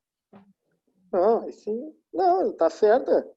Tá dizendo tá certo. Só agora eu só quero ver na... Isso. Então, vocês vão ver, eu vou provar para vocês, que daqui a pouco... O projeto tá certo mesmo. Com tudo que eu estou acrescendo ali de perda de carga através desses válvulas, desses joelhos, enfim, dessas coisas todas, não é capaz de tirar o meu parâmetro ali de diâmetro de tubulação encontrado. Às vezes não é capaz. Então, ou seja, eu acrescento tudo aquilo na linha e ela continua sendo 3/4. Ou seja, não precisa aumentar a tubulação. Então, quem vai nos dizer isso? As nossas tabelas. Super legais, que graças a Deus, né, alguém estudou para montá-las, né? Que não precisou ser nós. E já está tudo provado. Então, aí, só deixei aqui um resumo, né? Oi? No mínimo, o cara que estudou isso aí não tinha mais o que fazer, né? Ah, mas vê bem, né? Olha o que ele deixou, olha o legado, né? Pô. Poxa, gostaria que tivesse sido eu a fazer isso. Imagina? Então, aqui, as condições para a distribuição do ar comprimido é o que a gente já sabe, né? 2 condições é o que vamos reger aí para a gente distribuir. Pressão adequada. Então, adequação da pressão igual aos nossos compressores. O compressor que a gente está usando, né, vai mandar a pressão lá no final correta. E a qualidade. O que é a qualidade? Reduzir o máximo de impureza e umidade. Utilizar recursos como purgadores, filtros e secadores. Então, isso a gente já estava lá falando já há um certo tempo, né, gente? Só vou aumentar aqui que eu errei nos tamanhos de letra, acho que vocês não enxergam dali. Então, por que nós temos que condicionar o ar? Lembram lá do nosso início da aula? Nós tínhamos 3 parâmetros a seguir, não era isso? Sim. Né? E depois, então, a gente tinha que dar as condições para que o ar fosse eficaz lá dentro da nossa tubulação. Então, aí, né, eu botei aí uma perguntinha só para a gente não parecer que está mudando de assunto e deixar solto, né? O que a gente já sabe, né, gente? Por que a gente vai condicionar esse ar? Para elevar o desempenho. Eu quero uma linha eficaz, que alimente meus automatismos, seja ele o que for, né? Com pressão o mais constante possível e o mais uniforme possível. Isso é qualidade, é desempenho. E vai me remeter lá, né, no retorno também, né, do que eu investi na minha linha. Então, a gente precisa disso. Bom, os benefícios, né, desse condicionamento do ar, que era o terceiro item lá do nosso roteiro de hoje. Os componentes vão trabalhar em condições favoráveis e o aumento da sua vida útil. Foge alguma coisa do que a gente já discutiu hoje aqui? Não. Nem um pouco, né? Porque se os meus automatismos são elementos frágeis, porque eles têm origem lá na eletrônica, ou então na mecatrônica, né? Porque hoje em dia a mecatrônica que está absorvendo, né, toda a eletrônica aí com a sua questão da robotização, né? Então, mas ainda assim, na sua origem, não deixou de ser frágil. Então, se eu tiver essa preocupação, significa que eu vou conseguir ter um aumento aí da vida útil. Não é que eu vou aumentar, não é que o fabricante me disse que dura 1 ano e eu vou aumentar para 2. Não, eu vou conseguir ter aquilo que me foi prometido na hora que eu comprei, não é isso? É isso, né? Até porque dentro de uma indústria, você sabe ainda bem melhor que eu, né? O interesse não é perdurar com as coisas além do tempo das quais elas foram previstas, né? Ou elas foram lá adquiridas. No entanto, que as empresas fazem as paradas justamente para substituir o que já está com a vida útil lá esgotada, não é isso? É isso, né? Estou errada? Não, né? É isso. Se disseram para mim, ó, esse setor aqui tem aí 1 ano de vida, ele vai ter 1 ano de vida. A empresa não tem interesse que ele fique 1 ano e meio. Empresas, né, aí que visam pela qualidade da entrega final do produto. Então, gente, é isso, né? A gente está visando aí otimização, mas dentro do que chama-se vida útil, que é isso que eu falei para vocês. Não é a sobrevida, sim o que de fato é... Ué, não ficava vermelho? O que de fato aí é o que a gente esperava. Bom, aí botei aqui, tá? Que já falei para vocês. No final eu faço o roteiro e não sigo, né? Vocês estão vendo. Relembrando, então, a base para os automatismos funcionar. O grau de filtragem. Não é isso? É isso, né? Sim. Sim. Então, quanto mais puro, né, tiver aí o meu ar, menos sujeira, menos umidade, aí eu vou conseguir ter uma estabilidade da pressão, né, lá no meu equipamento, porque vocês sabem que a pressão vai estar intimamente ligada, né, com essa questão aí da nossa filtragem. E lubrificação das partes móveis. Lembram que eu também comentei com vocês, não só hoje, mas no outro dia que a gente viu até um videozinho lá a respeito, né, dos compressores. Alguns deles, lá na origem, precisam de lubrificantes, precisam de óleo, a gente sabe disso, né? E, muitas vezes, alguma parte, né, desse óleo aí, ele penetra, né, adentra aí o nosso fluido.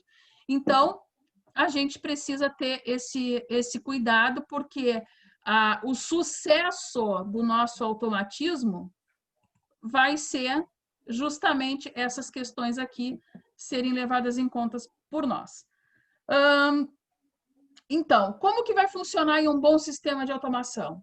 O roteiro continua o mesmo que a gente já vem falando, né? Nós vamos aplicar aí dispositivos, né? Componentes de tratamento, né?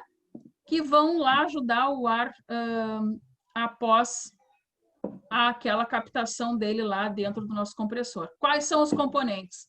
Os filtros, válvulas, né? Reguladora de pressão, algum tipo de regulador, lubrificadores, né? Que tudo isso reunidos, né, vão formar a unidade de condicionamento ou lubrifio. Quem é que tem aí um contato com esse termo? O que são eles? Os lubrifio? Para mim, cortou o áudio. Os filtros lubrificantes? Isso. Cortou, tá cortando? Falou... Então, gente, aqui, ó, eu perguntei. Tá ouvindo, Isaac? Ok, agora sim. Ok?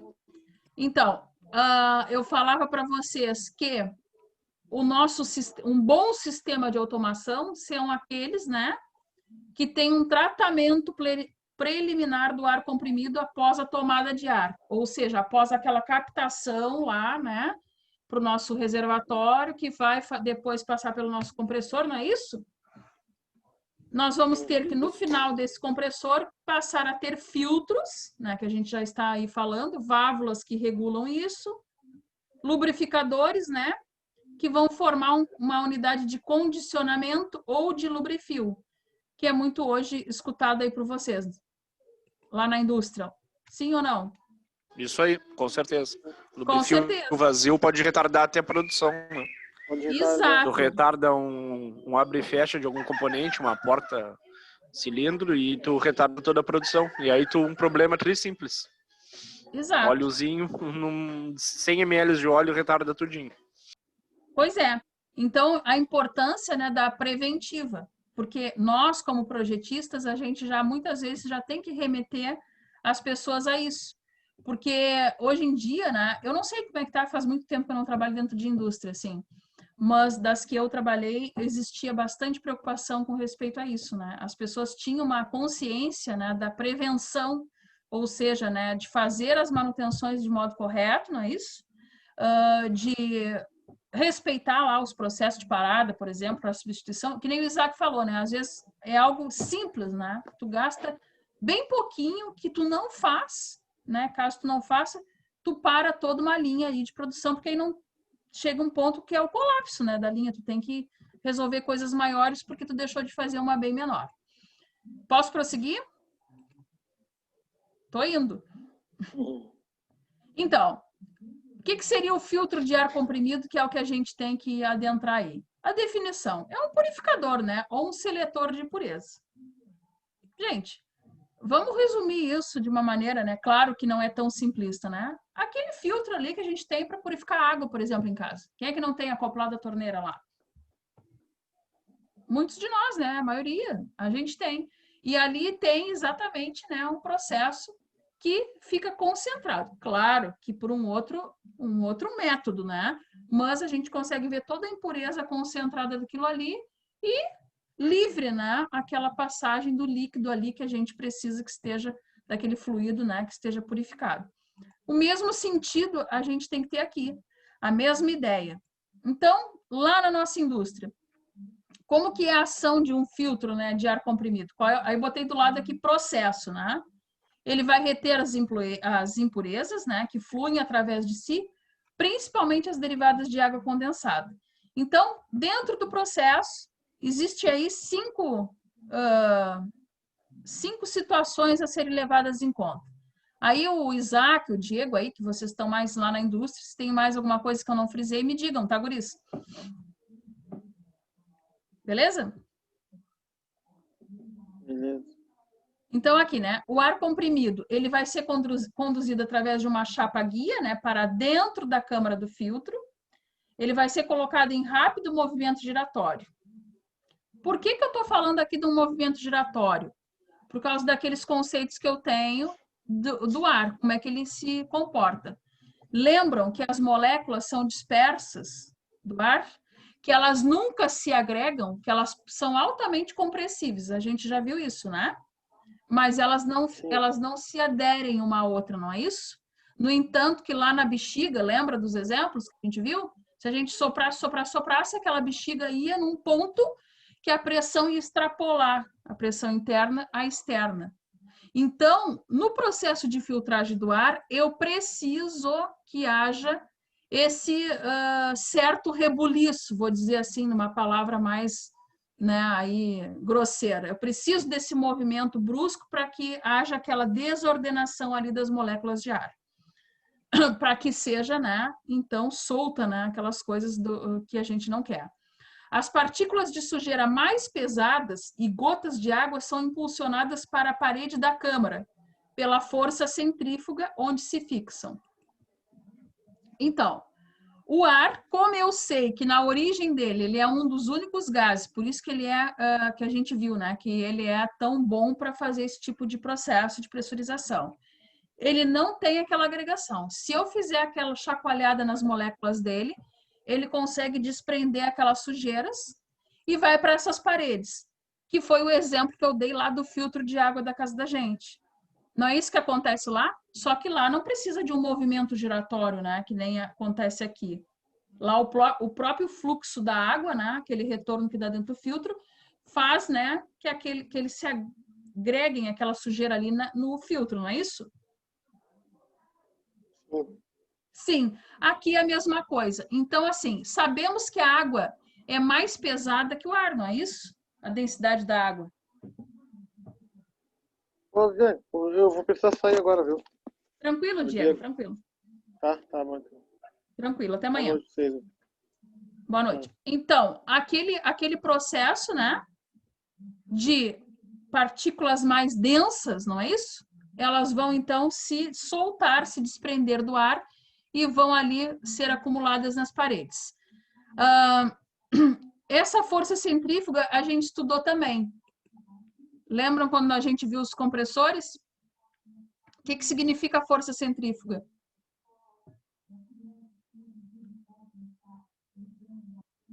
A gente viu até os corredores, né? A gente falou, citou como um exemplo ali até a questão da... acho que foi até o Diego, a questão da pista de corrida da Pracinha Saraiva, lembram? As pessoas que corriam em volta e por que elas não...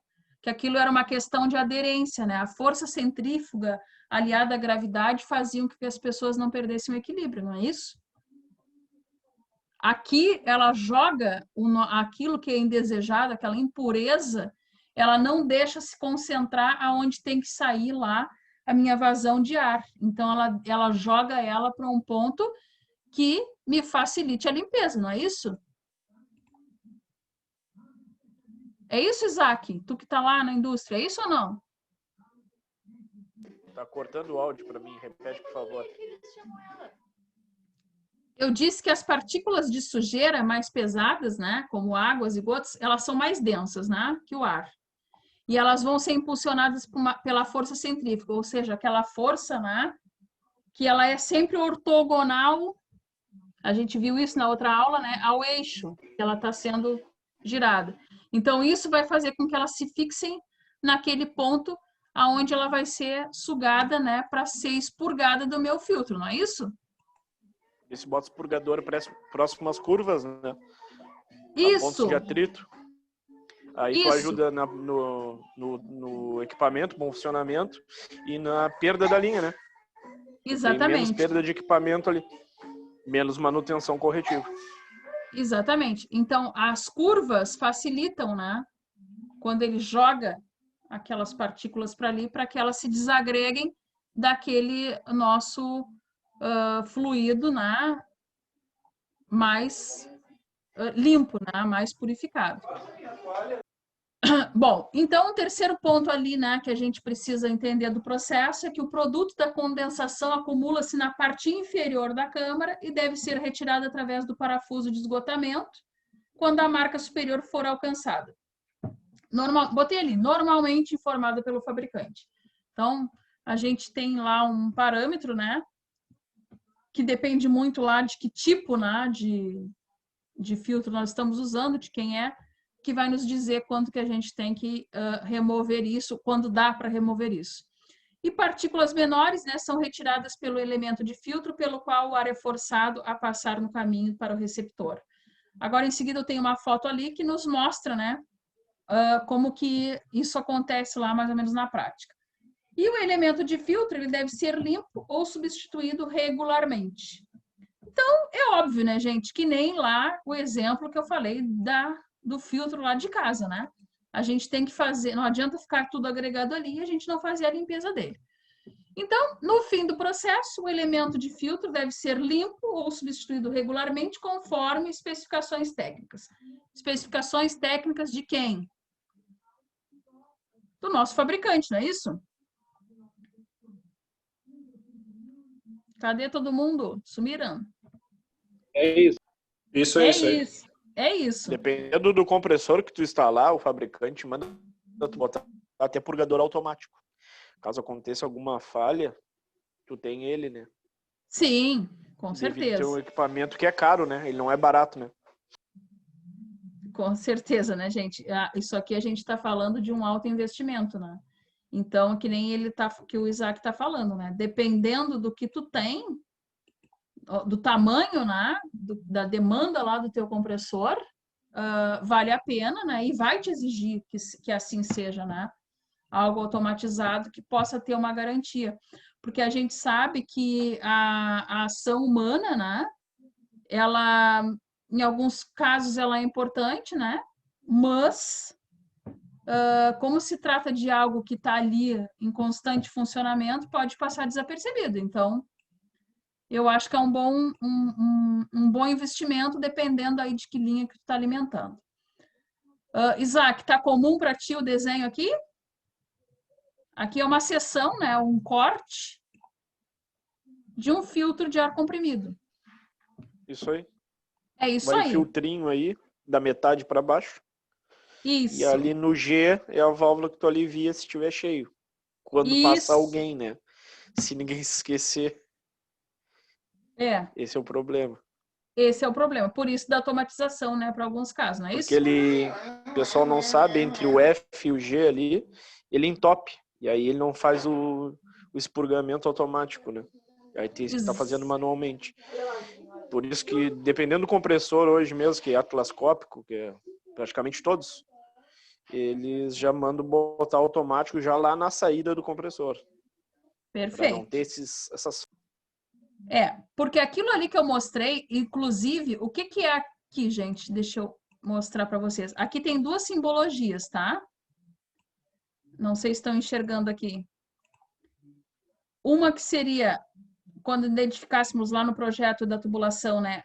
Quando é um dreno manual. O que é o dreno manual? O que o Isaac até comentou agora. Isso aqui é manual, né, Isaac? Concordas? Isso é o manual. Esse é o manual. Então, automático é mais robusto. Exatamente, né? Eu não tenho a foto aqui de um automático, mas ele é bem mais robusto, tá? E ele tem uma leve descaracterização do que a gente está vendo aqui no final dele. A simbologia do automático, né? Está aqui. Vocês vejam que quando, assim como lá a gente viu os compressores que tinham uma simbologia, né? Quando acharmos isso numa linha pneumática, vai nos remeter ao dreno. E quando tiver essa atenuação aqui no centro, né, é que significa que ele é automatizado. Bom, então, o que significa essas setas aqui? Estão vendo? É a entrada do ar e a saída. Isso, Filtro então... de fluxo. o sentido do nosso fluxo, tá? O sentido aí onde passa o nosso fluido. Então, aqui, né, ele se compõe basicamente pelo defletor superior, que é aqui nesse ponto A, o anteparo, né, que a gente chama, o C, que é o copo, que é esse envolto aqui, faz realmente, né, um formato de copo, não é isso? O elemento filtrante, que é o D, é bem por aqui, ó. O defletor inferior, que está bem aqui. O dreno manual, que é esse F aqui. E a manopla, que é aqui que o nosso colega, o Isaac, falou, que entre isso aqui tinha um problema, não era, Isaac? Ou seja... Ele entope muito, né? Porque necessariamente, isso. como o ar é abundante na fábrica, ele tem muita impureza. Então, ele não vai pegar só água aí dentro, né? Exato, ele vai pegar sujeira. Imagine uma fábrica de adubo, por exemplo. Como é que fica isso aqui? Então, por que até que eu gostei do termo que o Isaac falou, que entre esses dois aqui tem um, né? E realmente é um problema, gente, porque vocês vejam qual é o tamanho do copo, ou seja, o que ele tem de capacidade, porque o nosso fluxo está passando aqui nesse sentido. Olha o quanto ele tem como absorver aqui, né, para fazer essa filtragem. E olha só o que ele tem para esgotamento. Então, esse cuidado, e talvez até a automatização disso, seja realmente algo aí para alguns setores importante. Porque imagina, né, o quanto ele pode absorver aqui e o quanto fica, né, extravasado, digamos assim, nesse ponto aqui. Então, aí eu botei ali para vocês, tá? É uma breve explicação, né, do que aconteceria em cada ponto daquele. Então, ali no defletor superior, né, o ar vai entrar pelo orifício no copo, né, do filtro. Qual é o orifício? Esse aqui, né, nesse sentido do fluxo, né? E ele vai fluir através do defletor superior, causando uma ação de turbilhonamento. Ih, gente, não consegui falar. Turbilhonamento, né, no ar, que é aquele movimento brusco ali, né, para que essa impureza, seja ela umidade ou simplesmente sujeira, possa desagregar aí das partículas de ar. Bom, depois, então, ele vai passar, né, para o quesito C ali, que seria o copo, né? Devido a uma ação centrífuga. Qual é a ação centrífuga? Aquela que eu falava para vocês, né? Ortogonal ao eixo. Concordam que ela está? Se nós olhar aqui no desenho, vejam que o nosso copo é tudo isso aqui. O nosso sentido está aqui. Ela é ortogonal? O turbilhamento? É, né? Sim. Sim, né? Desculpem. Cadê o C? Aqui. Não, me perdi. Bom, tá aqui. Então, ela vai passar, né, por essa ação centrífuga, né, através desse turbilhonamento, pelo defletor, a umidade, as partículas, enfim, vão ficar contidas, né, jogadas na parede do copo. A umidade, bem como as partículas sólidas, vão escorrer pela parede do copo devido à ação da gravidade. Bom, sabemos que sempre que estamos submetidos à força centrífuga, ela só é permitida para nós justamente porque estamos também submetidos à ação da gravidade. Depois disso, depois dela ser jogada para aquelas paredes ali do copo, o anteparo, né, aquele ponto B lá que eu mostrei para vocês, vai garantir que a ação ocorra sem que o ar passe diretamente através do elemento filtrante. Ou seja, ele tem que passar de uma forma sucinta, né? Porque ele tem que ficar ali contido para poder ser removido aquelas impurezas. Bom, lá no nosso defletor inferior, então, eu vou aumentar aqui, a separação da umidade das partículas sólidas depositadas no fundo do copo são garantidas por este ponto aí, né? O defletor E, que a gente chama. O defletor inferior, ele evita, né, a retirada das mesmas do sistema de ar comprimido.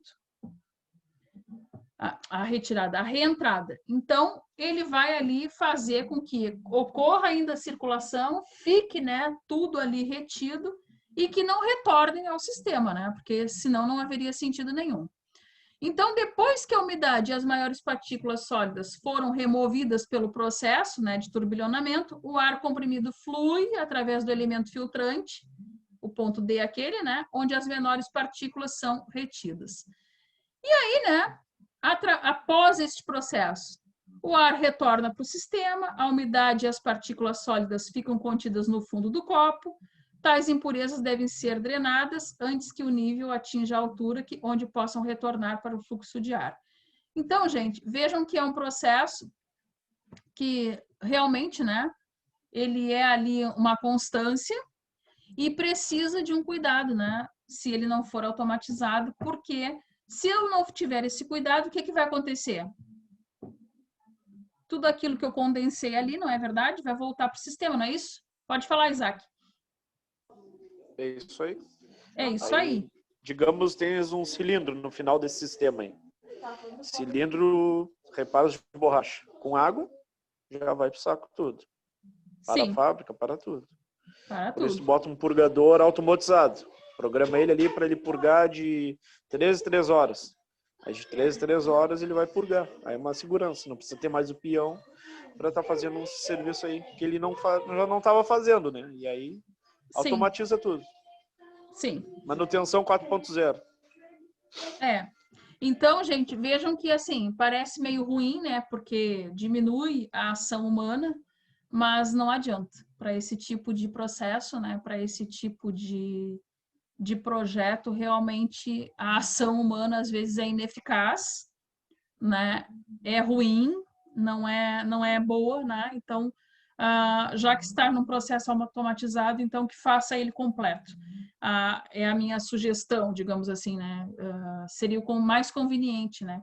Em função do que a gente viu ali, porque está comprovado, né? Deixou demais, ele vai voltar para o ar. Que nem aquele exemplo que eu dei novamente, né? Do filtro lá de água.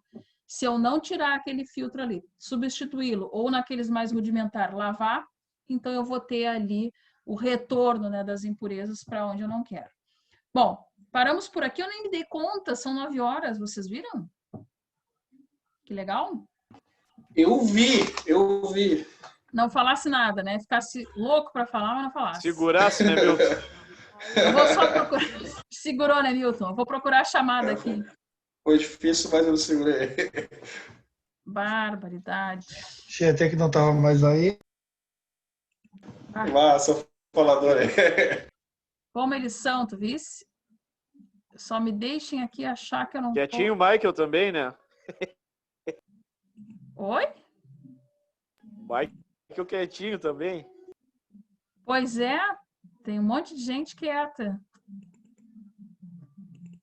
Deixa eu abrir aqui. Já saiu uns quantos, né, gente, da aula?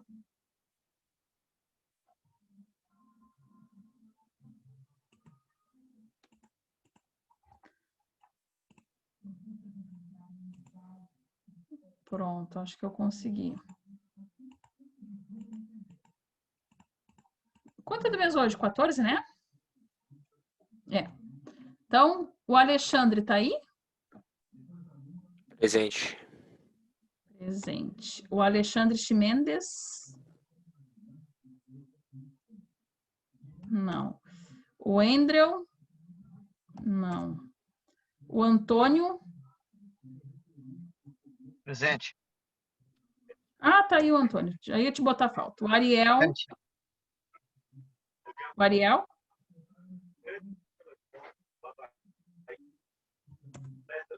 O Bruno não, né? Presente, o Bruno tá presente, sim. O Bruno tá presente? Bruno, tu não falou Sim.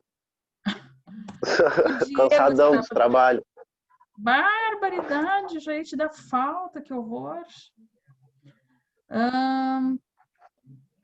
O Gabriel. O quê? Tá aí, me lembrei que tu... O Giovanni tá aí também. O Guilherme. Tá aí também. O Henry não. Cadê o Henry, gente? O Ian não. O Isaac está aí. O Jefferson. Não. O Gerry estava. Aqui. Tá aí. O Jesus não. O João Márcio. O Lucas Silveira Ribeiro. Presente. O Luiz Fernando. Presente. Presente. O Michael Cardoso. Aqui. E o Michael Rodrigues. Não. O Marcos está aí. O Milton também. O Pablo está trabalhando. O Patrick saiu. O Rogério. O Rogério estava, né, gente?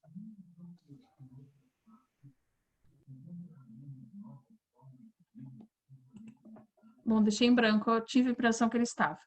Bom, então amanhã a gente se encontra de novo, tá bem? Tá bom. Boa noite, boa noite. Boa noite, obrigada. Boa noite.